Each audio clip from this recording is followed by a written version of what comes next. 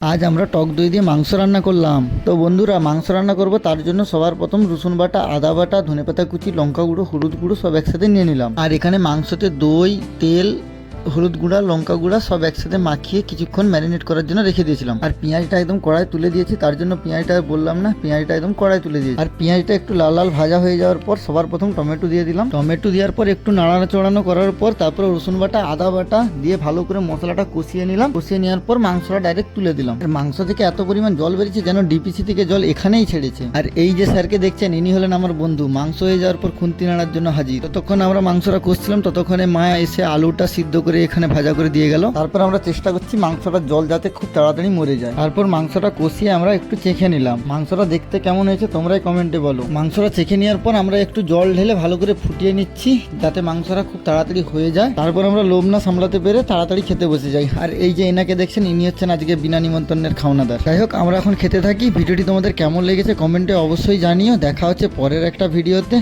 Radhe Radhe.